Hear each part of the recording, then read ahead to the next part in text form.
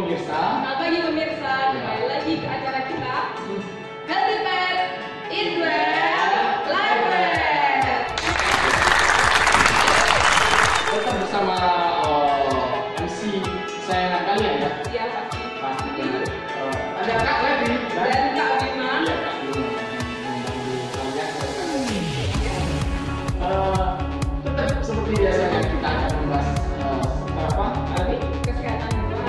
Tentang penyakitnya juga ya Kak? Iya. Tentang penyakitnya juga. Membahas tentang hewan kesayangan Anda. Kita memberikan edukasi kepada kalian. Untuk kali ini kita akan membahas tema apa? Hari ini kita akan membahas tentang jejak nakal. Masih asing Kak ya? Masih sekali. Sudah tahu? Saya belum tahu. Saya pernah tahu kan sebenarnya. Kamu juga sudah tahu. Aku tahu juga ya. Ada juga masalah. Bukan cuma ada juga masalah, tapi tahan dulu.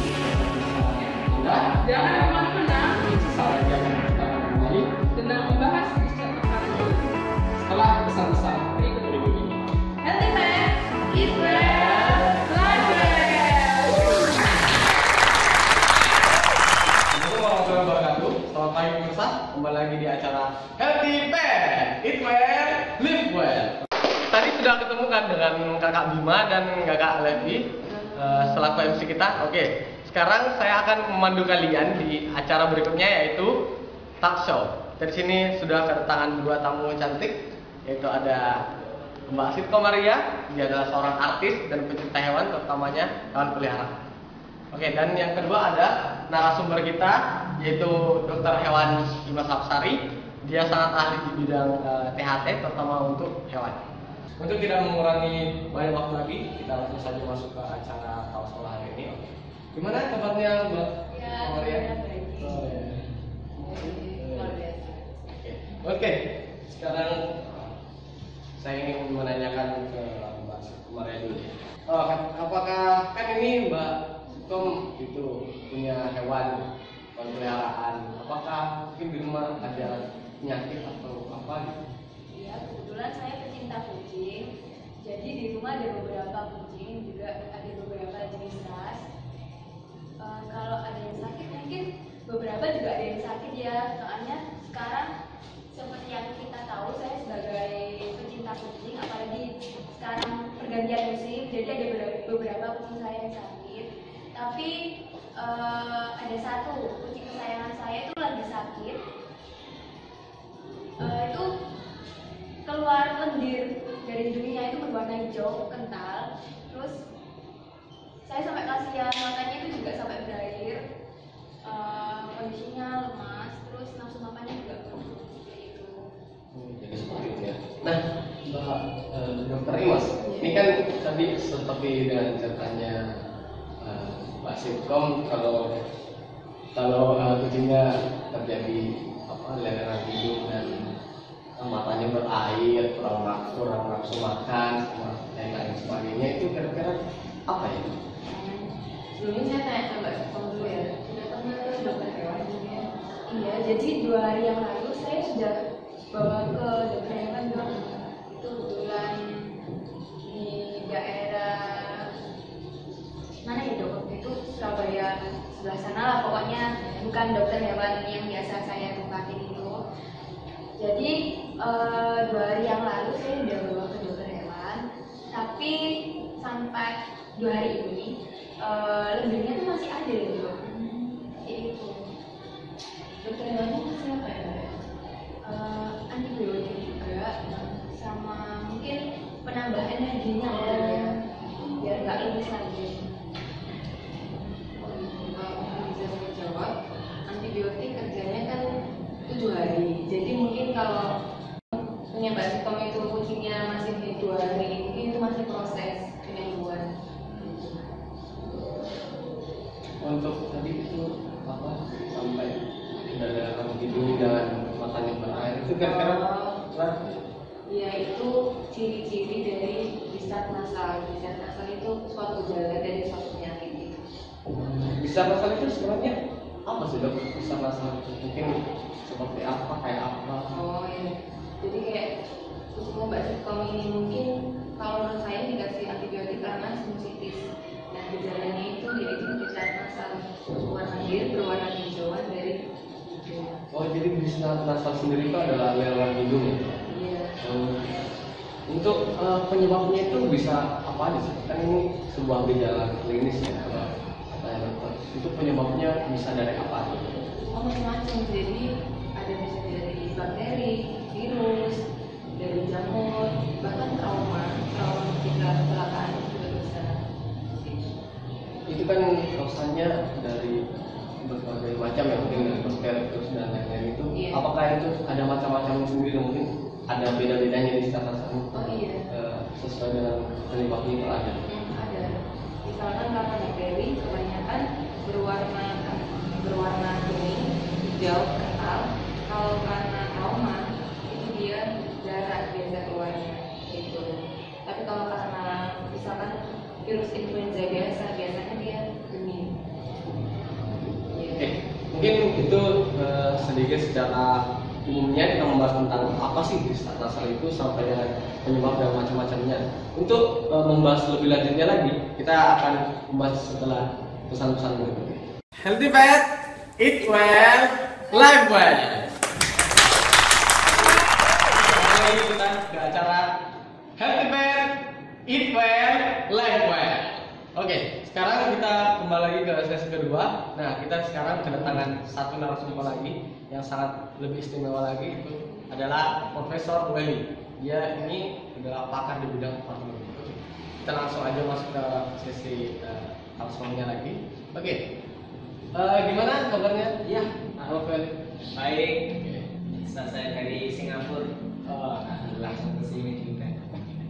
ini tadi Dokter Hewan Dimas sudah menjelaskan tentang disaat nasal, terus penyebabnya sampai macam-macamnya. Mungkin dari Profesor Welly mungkin menyangkut di bidang patologi, mungkin bisa menjelaskan lebih lanjut lagi tentang seperti apa itu disaat nasal itu. Oke. Untuk discharge nasalis ya, discharge nasalis secara penjelasan umumnya tadi sudah dijelaskan sama Dokter Dimas bahwasanya discharge itu adalah suatu eksudat yang keluar dari dalam hidung. Dia itu bisa disebabkan oleh beberapa macam dari gangguan-gangguan dari luar tubuh, serupa infeksi virus, bakteri, bahkan sampai ini benda-benda asing yang masuk. Dari sudut pandang patologi sendiri, untuk discharge nasalis itu merupakan dia itu gejala klinis dari suatu penyakit. Dia gejala klinis. Discharge nasalis itu bukan penyakit, tapi dia gejala klinis awal. Itu tandanya bahwasanya suatu hewan itu terinfeksi suatu penyakit tersebut. Discharge apabila penyakit tersebut menyerang pada sistem respirasi atau pada organ-organ pernapasan seperti itu. Ya, untuk discharge sendiri, untuk kita bisa membedakan discharge ini setiap infeksi, setiap tamu itu berbeda-beda. Jadi apabila misalkan gini, suatu hewan terkena suatu infeksi penyakit, itu dia akan menunjukkan gejala discharge yang berbeda. Seperti halnya ada infeksi bakteri, virus, itu berbeda. Dilihat dari warnanya. Warna untuk warna ada warna coklat, terus ada warna merah, hitam, hijau, kuning, sampai warna putih. Nah, sebelum kita saya jelaskan warna-warna tersebut, kita harus tahu dulu bahwasanya keadaan normal dari si kucing sebelum dia terkena perubahan dari discharge-nya itu seperti apa. Jadi warna apabila kucing itu sehat atau hewan-hewan itu sehat, warna dari lelerannya itu berwarna bening karena di sana terdapat kandungan air dan juga protein di situ. Nah, apabila terdapat perubahan warna seperti halnya warna coklat itu menandakan bahwasanya ada pendarahan yang dimana diikuti ada benda asing yang masuk berupa pasir. Jadi warnanya juga jadi coklat. Nah, apabila warnanya merah itu terdapat pendarahan pada bagian mukosa hidung. Nah, hitam. Nah, ini untuk warna hitam sendiri itu ciri khas apabila kucing atau hewan, kucing, anjing atau hewan itu terserang parasit pada bagian respiratornya. Jadi di saat yang keluar warnanya hitam seperti itu. Nah, untuk warna discharge atau leleran yang warnanya hijau itu bisa bertanda apabila hewan tersebut terserang oleh agen infeksi berupa virus, karena hijau itu menandakan di dalam rongga hidung terjadi perlawanan, di mana perlawanan antara sistem imun tubuh melawan agen infeksi berupa virus. Jadi mereka bertengkar yang akan menyebabkan reaksi, yaitu lelerannya berwarna hijau. Ya, untuk leleran yang berwarna kuning itu hampir sama, cuma agen infeksinya itu berupa bakteri. Jadi antara antibodi dalam tubuh kita itu melawan sel-sel bakteri tersebut. Dan reaksi yang timbul itu warnanya putih seperti itu. Apabila putih warnanya itu terdapat penebalan pada fungsi warna putih seperti itu. Oke, untuk saya juga ingin menanyakan untuk diagnosa lanjutannya itu bisa seperti apa ya? Kan tadi kita sudah tahu mungkin kalau merah itu karena adanya perdarahan, kalau hijau itu adanya bakteri, virus. Mungkin kita bisa mendiagnosanya biar lebih akurat ini penyakit apa sih? Itu ada apa tuh? Itu pertanyaan yang bagus ya, Mas Soleh. Kita bisa melakukan diagnosa lanjutan. Jadi kita sebagai kalangan, sebagai dokter hewan dan juga untuk masyarakat umum itu sebelum kita melakukan diagnosis itu ada step by step. Ya, step by step di mana yang awal itu kita lakukan anamnesa. Asalkan tahu saja, anamnesa itu kita berupa menanyakan kondisi si pasien kepada si pemilik.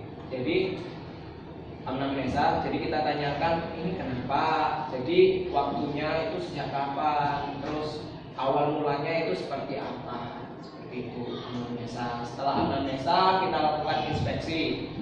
Inspeksi itu kita melihat mulai dari ujung kepala sampai ujung ekor, apakah ada perubahan di situ, perubahan secara fisiologis ataupun perubahan secara patologis di dalam. Jadi kan bisa kelihatan.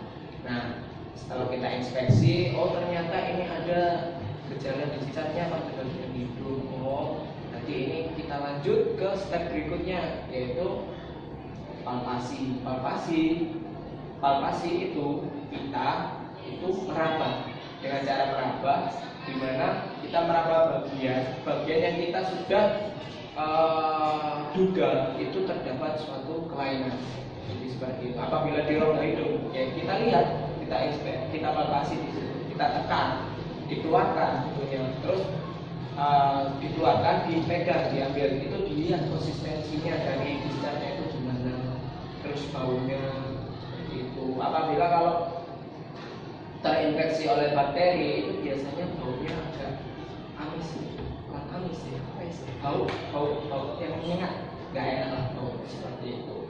Nah, setelah kita melakukan palpasi, kita step selanjutnya kita pakai auskultasi. Auskultasi itu pakai stetoskop ya, kalau yang punya, kalau punya nggak apa-apa, pakai telinga aja kalau bisa. Ya, jadi stetoskop kita dengarkan dari mulai suara jantungnya bagaimana, heartnya itu suaranya gimana, duduk seperti itu, dan juga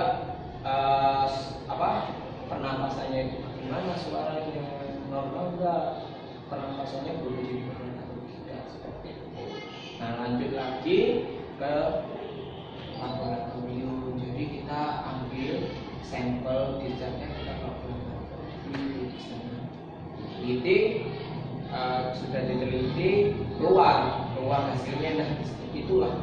Jadi untuk diagnosa yang memang sudah benar-benar diagnosa, yaitu kita bisa lihat dari dalam laboratorium, tes laboratoriumnya seperti itu. Ya, mungkin ada yang ditanyakan lagi atau kurang jelas penjelasan saya? Cukup ya, itu sangat membantu sekali mungkin untuk pemirsa di rumah dan untuk Mbak Sitong sendiri. Untuk kemudian tentang pengobatan dan terapinya itu ada apa aja sih, macam-macamnya? Ya untuk terapi sendiri sebenarnya kita lihat dari ini ya, gejala klinisnya yang timbul kan gejala klinis diska. Nah itu kita lihat dia diskanya itu disebabkan oleh apa? Nah, apabila dari bakteri atau virus, itu kalau misalkan virus kita bisa pakai obat-obat yang dimana bisa meningkatkan sistem imun. Jadi untuk dapat melawan diskanya tersebut atau lelerannya. Nah untuk bakteri itu kita bisa pakai obat antibiotik, bisa antibiotik amoxicillin itu dikasihkan selama terapinya 5 hari ataupun 1 minggu seperti itu. Terus untuk parasit sendiri kita bisa gunakan obat ini ketoconazole 10% itu untuk pengobatan parasit. Jadi dibersihkan dulu dari parasitnya baru dioleskan ketoconazole-nya seperti itu. Dan untuk ini penyebab alergi ataupun ini benda-benda asing yang masuk itu kita bisa pakai obat antihistamin. Jadi untuk mengatasi alergi yang masuk itu. Oke, terima kasih banyak Ruth untuk penjelasannya yang sangat cemerlang dan clear gitu. Mungkin kan tadi sudah dijelaskan oleh Dr. Wanima dan Profesor Elik. Mungkin apakah Mbak Sitkom mau menanyakan lebih lanjut lagi tentang diska nasal atau mungkin hewan peliharaannya ada yang terserang dari macam-macam tadi? Oke, jadi alhamdulillah ya di sini saya mendapat ilmu baru pengetahuan tentang apa diska nasal ya dok. Iya. Oh, ya itu seperti yang kita tahu sekarang kan lagi musim pergantian musim ya dok. Iya. Nah itu bagaimana ya pencegahan yang efektif buat misalnya kondisi kucing saya lagi drop, pencegahannya itu seperti apa? Menurut saya jawab dulu ya. Apa namanya? Meningkatkan kebersihan baik dari Mbak Siti Komaria sebagai pemilik, dari kandang maupun dari hewan itu sendiri. Kalau misalkan sudah terlihat ada tanda, mungkin bisa dikasih tahu. Mungkin ke profesor ini ingin menambahkan. Iya. Emang ya kalau misalkan musim pancaroba itu hewan itu paling rentan penyakit ataupun itu terjadi kelainan fisiologis pada tubuhnya. Jadi kita harus tahu dulu kondisi normal, bagaimana suhunya, suhu tubuh normal hewan itu, terutama kucing itu biasanya 38,9. Jadi kalau misalkan dia lebih tinggi ataupun lebih rendah, berarti dia tak dapat pelayanan di situ. Nah, untuk mengatasinya sendiri untuk musim pancaroba itu kita sebagai pemilik hewan sendiri itu paling tidak itu menyediakan suatu ruangan di mana itu terdapat suhu yang konstan di situ, jadi nggak berubah-ubah suhunya. Jadi misalkan dalam satu ruangan di sini ada suhu berapa 30 itu kan sudah hangat kucing. Jadi itu kucing itu tidak akan apa yang terjadi perubahan, dia juga biasanya nyaman di situ. Gimana Mbak? Ya, alhamdulillah cukup puas dengan jawaban Profesor sama Dokter. Terima kasih. Mungkin ini bermanfaat bagi saya sebagai pecinta kucing. Terima kasih Mas Sitkom dan Dr. Iman dan Mbak Beli. Oke, selanjutnya kita akan masuk ke sesi interaktif. Nah, kan tadi Mbak Sitkom sudah menanyakan, nah masa sih pemirsa enggak? Ini kalau misalnya pemirsa ingin bertanya tentang seputar diska nasal, bisa hubungi hotline di bawah ini. Nah, sebelumnya kita sudah dapat kiriman dari email Sabrina Samosir yang ingin menanyakan tentang diska nasal. Nah, mungkin bisa kita tampilkan. Kenalkan dok, nama saya Sabrina, saya dari Cikarang. Saya mau tanya, dulu itu anjing saya pernah sakit gigi. Nah itu giginya itu patah, setelah itu dia itu jadi malas makan. Terus ada bengkak, tapi wajahnya itu cuma separuh. Terus juga keluar leleran ingus warnanya putih. Nah itu kenapa ya dok? Terus cara mencegahnya kayak gimana? Apakah harus dioperasi atau ada obat yang bisa menyembuhkan? Terima kasih dok. Oke, ini tadi pertanyaan dari Mbak Sabrina tentang kejadian pada hewan peliharaannya. Mungkin bisa langsung ditanggapi dari Dokter Ewan Dimas dan Prof. Eli. Oh iya, baik, saya menjawab. Jadi karena gigi patah itu bisa diakibatkan karena trauma, dan memang gigi dan itu memiliki hubungan antara anatominya sehingga bisa menyebabkan riset yang salah. Ya, seperti itu. Sehingga kalau dokter yang telah dikunjungi Mbak Sabrina itu berkata bahwa harus ada operasi, memang benar harus ada operasi untuk mengurangi atau menghilangkan rasa sakit dari gigi adik tersebut. Gitu. Mungkin Prof, bisa Ya, menambahkan? oke, saya menambahkan sedikit. Ya, apabila terjadi itu ya giginya patah terus terjadi dicat, itu kan secara kalau misalkan secara kita lihat secara ini itu kan itu sesuatu yang memang awal mula apabila gigi patah itu kan gusi itu mengalami kelainan ya. Gigi patah, gusi itu terkena dampaknya gusi. Nah, di dalam gusi tersebut itu kan terdapat banyak pembuluh darah yang mengalir.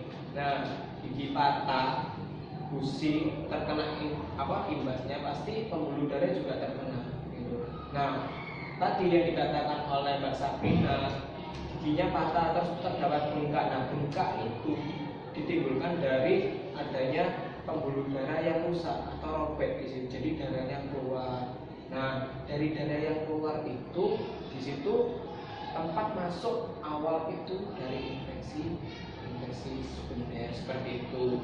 Dari infeksi ya, karena di mulut kan benar kata dokter Imas, mulut sama hidung itu dia punya hubungan. Jadi dari dalam darah pembuluh darah yang di sini ini tempat yang paling dekat itu kan di hidung. Jadi darah yang masuk apabila terdapat benda asing yang masuk melalui darah itu juga akan terserap ke hidung juga seperti itu. Nah, untuk pengobatannya sendiri tadi dari dokter Imas sudah menjelaskan itu harus dioperasi. Memang benar untuk pengobatan dari masalah yang disebabkan oleh gigi itu harus dioperasi. Cuma sebenarnya ada satu cara yaitu dental scaling namanya, yaitu pencabutan gigi seperti itu untuk mengobati. Apabila dari pencabutan gigi itu masih terdapat gejala-gejala yang lain itu harus dilakukan operasi seperti itu. Ada cara yang lain, cara satu-satu. Oke, terima kasih. Ya, terima kasih Dokter Ewan Dimas dan Prof. Eli. Oke, kembali ke pemirsa, apakah ada pemirsa yang berinteraksi terhadap Dokter Ewan Dimas dan Prof. Eli menanyakan tentang diagnosa ini, tentang gejala diskarnasan? Bisa hubungi kembali hotline di bawah ini.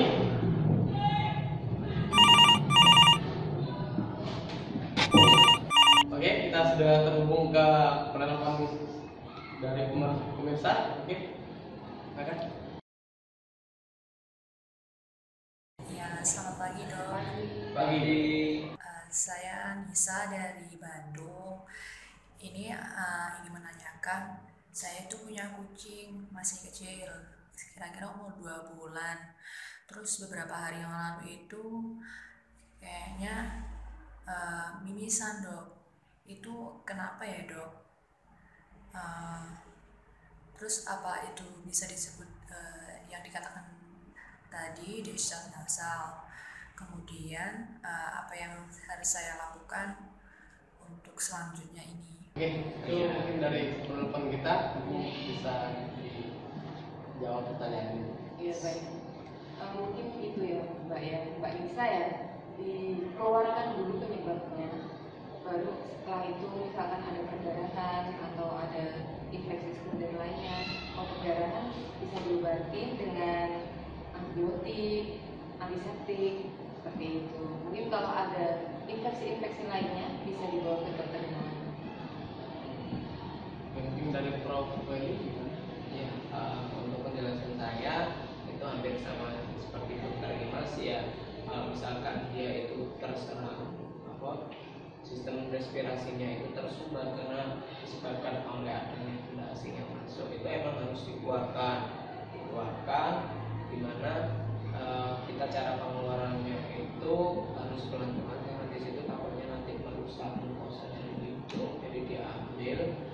jadi diambil. Oke, diambil. Setelah itu benar katanya Mbak Imas, bisa pakai obat-obat yang misalkan itu untuk mencegah terjadinya infeksi bakteri ataupun infeksi virus. Nah, apabila nanti ada gejala lain berupa dia alergi, itu bisa dikasih obat antihistamin untuk hewan tersebut. Seperti itu. Terima kasih. Oke, itu dari dokter hewan Dimas dengan Prof. Eli. Gimana Mbak Nisa? Oh iya dok, saya mau tanya lagi, itu bisa diobati apa harus operasi dok? Kan itu ada sumbatan dari hidungnya. Menurut dokter Dimas dan Prof. Eli gimana? Itu apakah harus dioperasi atau mungkin cuma dikasih obat aja nanti bisa keluar sendiri atau gimana? Oh, kalau karena kucingnya masih kecil, lubang hidungnya masih kecil sehingga perlu dikeluarkan, jadi tidak bisa keluar sendiri. Karena misalkan dari kita pemilik, maksudnya pemilik mengeluarkan sendiri, takutnya ada apa-apa, lebih baik dibawa ke dokter hewan saja. Seperti itu. Supaya tidak terjadi apa-apa, supaya kucingnya sehat. Iya. Kalau misalkan dari saya, itu memang harus dikeluarkan apabila yang menyumbat pada hidung si kucing itu yang masih kecil itu harus dikeluarkan. Kalau misalkan dia benda asingnya ataupun makanan yang masuk ke hidungnya itu masuk terlalu dalam, memang harus dilakukan operasi. Karena kalau misalkan diambil secara langsung itu sepertinya mustahil seperti itu. Bisa, cuma nanti akan berdampak pada kucingnya mengalami kesakitan yang luar biasa. Jadi kalau misalkan dia tersumbatnya hanya di bagian tengah hidung aja, itu nanti kita bisa keluarkan, kita pakai cotton bud, dikorek-korek gitu, bisa seperti itu. Tapi kalau sudah masuk di bagian dalam itu yang harus dilakukan operasi seperti itu. Oke, terima kasih untuk Mbak Nisa atas pertanyaannya pada hari ini. Oke, berakhirlah sudah sesi talkshow pada hari ini. Jadi kesimpulannya adalah kita harus terus menjaga kebersihan lingkungan kita. Mungkin pertamanya untuk pecinta hewan bisa dari kandang dan kebersihan pemiliknya sendiri. Untuk semisal ada penyakit-penyakit, alangkah baiknya kita langsung membawanya ke dokter hewan agar tidak terjadi kesalahan dalam pengobatannya. Oke, itu dari saya. Terima kasih untuk semua pemirsa yang sudah menonton acara ini, dan healthy pet, eat well, live well.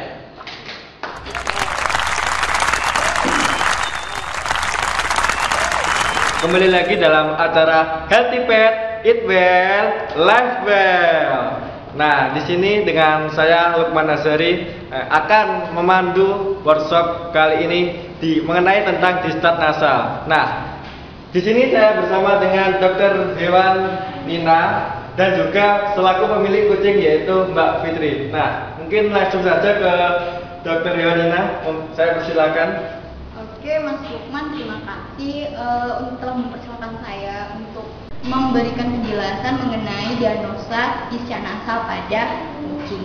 Nah, di samping saya sekarang juga ada Mbak Fitri selaku owner dari kucing ras Persia Flat Nose Longhair.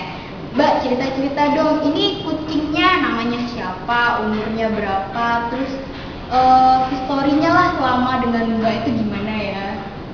Oke, makasih dok sebelumnya. Namanya Sisil. Udah tahu dong, pasti dari namanya udah ketahuan betina. Umurnya sekitar 8-9 bulan. Sisil sama saya nggak dari lahir, tapi sejak umur 3 bulan saya dapet adopt dari teman saya. Selama sama saya sih ya seperti kucing pada umumnya, manja, suka main, terus makannya juga kuat. Jadi ya lihat sendiri dong, cukup berbobot. Dan untuk selama ini sama Mbak Fitri nih, ada keluhan nggak Mbak sama Mbak selama ini? Kalau selama ini sih enggak ya, soalnya dari perawatannya juga saya perhatikan, vaksinnya juga berjalan lancar. Cuman untuk beberapa hari ini dia pernah saya dengar bersin-bersin dok. Itu kenapa ya dok? Nah, bersin-bersin itu sebenarnya banyak ya penyebabnya ya Mbak ya. Nah, mungkin karena faktor yang pertama itu karena faktor lingkungan. Nah, mungkin lingkungan kita lihat tersendiri sekarang tuh seperti cuaca itu emang berubah-berubah dari hujan, panas, terus hujan lagi. Nah, mungkin bisa disebabkan lingkungan juga. Dan mungkin juga karena kandangnya ataupun pakannya. Nah, itu sebenarnya bisa menyebabkan bersin. Nah, untuk lebih itunya ya lebih mendalami dan bersin ini bisa juga akan terbentuk seperti bisa nasal sebagai bentuk pertahanan tubuh dia terhadap benda-benda asing atau yang lainnya masuk seperti debu yang dari lingkungan atau dari makanan atau dan lainnya. Nah, biasanya bersinnya ada kayak leleran gitu nggak Mbak biasanya? Pernah sekali saya lihat dia dong. Jadi pas saya ngasih makan itu dia kayak ingusan gitu dong. Itu apa juga karena dari bersinnya ya? Itu bisa aja.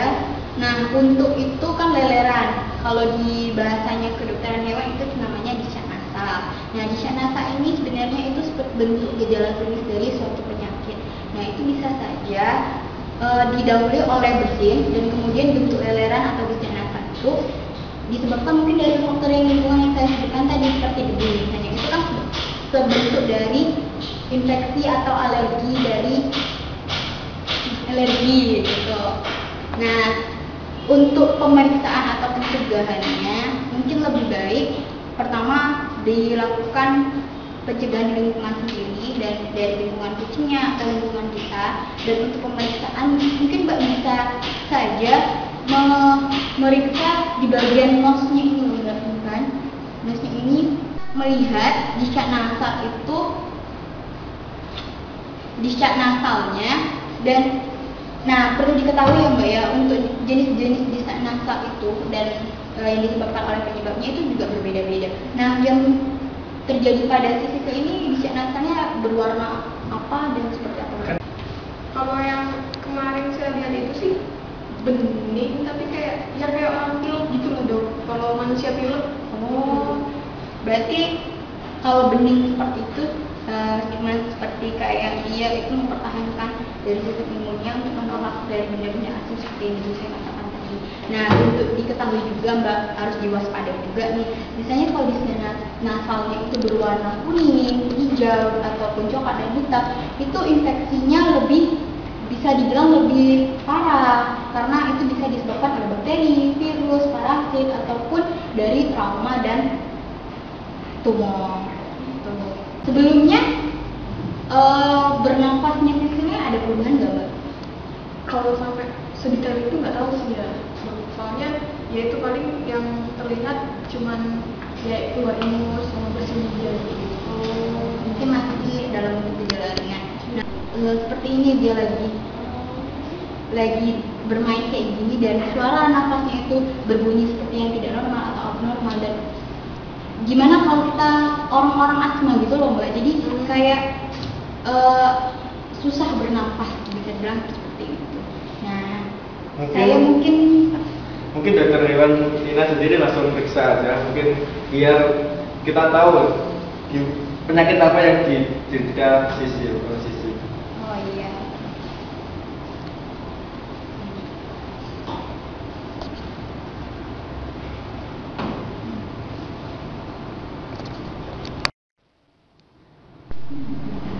Gimana tuh? Nah, kalau untuk sekarang kondisi sisilnya sih masih sudah normal ya Mbak ya.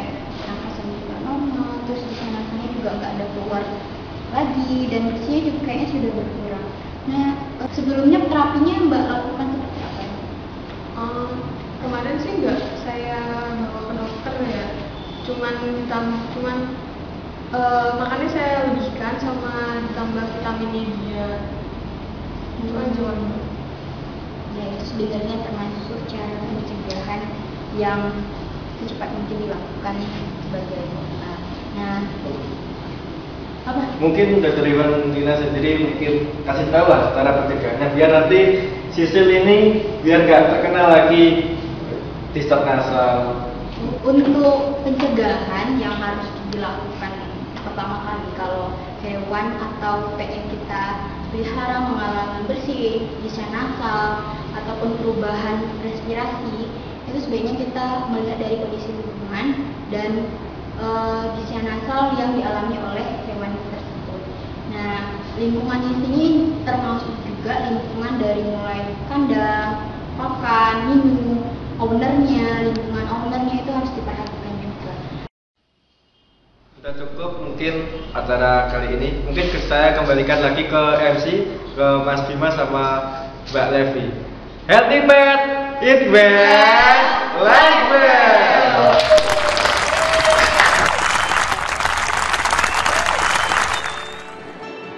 Baik pemirsa, kita akhirnya berada di penghujung acara ya. Iya. Kak Levi, Semoga acara kali ini bermanfaat untuk pemirsa dan teman-teman yang ada di sini.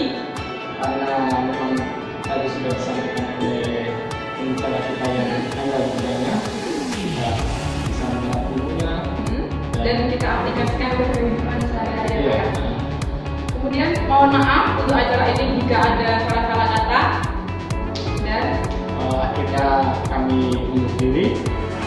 Terima kasih telah mengikuti acara kami dari awal hingga akhir, dan tentunya jangan lewatkan untuk info-info yang menarik berikutnya tetap di Healthy Well, Eat Well, Live Well.